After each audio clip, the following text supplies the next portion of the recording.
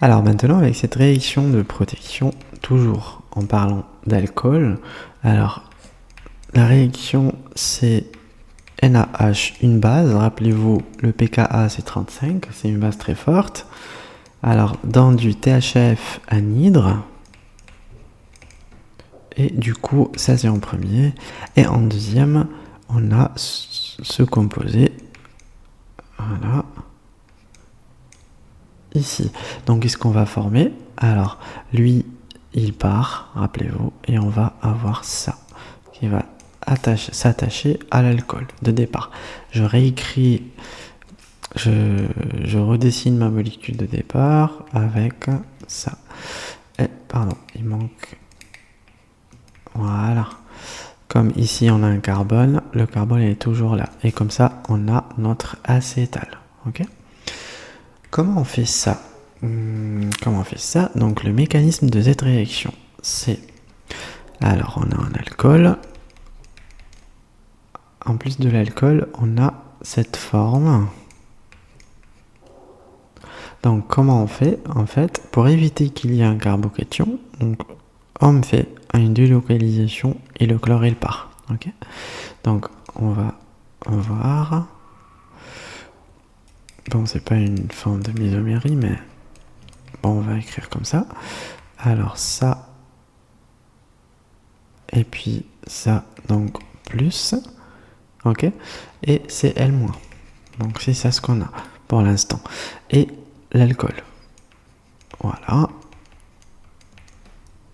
Du coup, ça c'est ce composé qui est, il y a deux hydrogènes.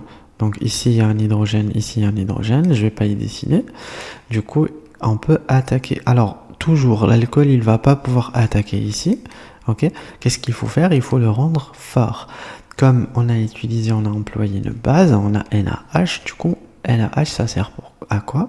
Ça sert à déprotoner. Donc H-, il va aller déprotoner cet alcool. Donc on va former ce qu'on appelle, alors je vais écrire ça ici, on va former le R au moins, ok, et du coup le R au moins, il va venir attaquer ici, et on forme, et l'oxygène, pardon, il reprend son doublet. Donc RO, ça c'est un carbone, et ça c'est un oxygène. Donc ça c'est un carbone, et ça c'est un oxygène.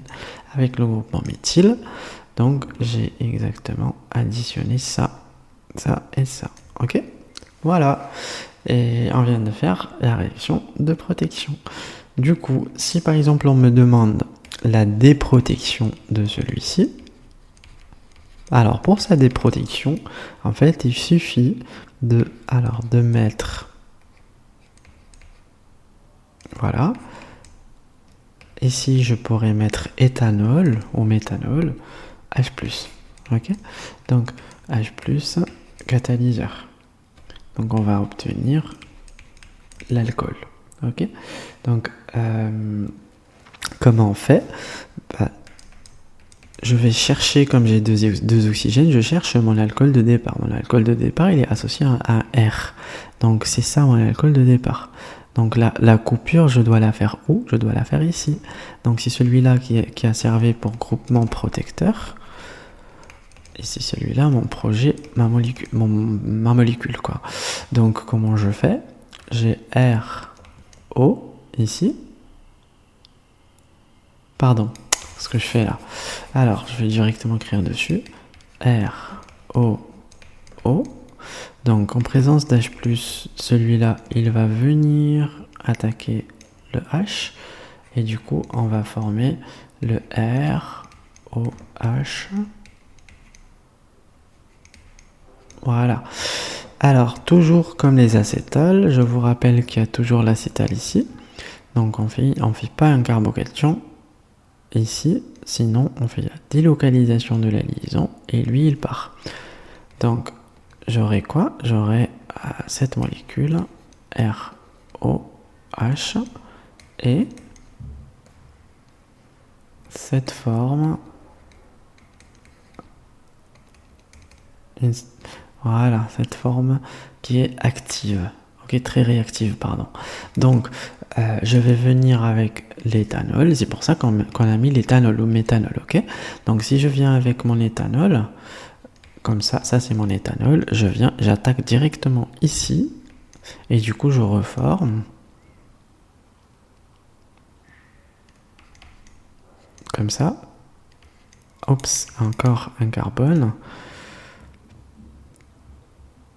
Un oxygène avec l'éthanol, ok? Ça, c'est la molécule d'éthanol. L'hydrogène que vous voyez là, je peux directement dire -H plus ici, ça c'est mon catalyseur régénéré. Et ça c'est un carbone, c'est celui-là, ok? Voilà, donc c'est ça la réaction de déprotection. On a utilisé H+ et éthanol.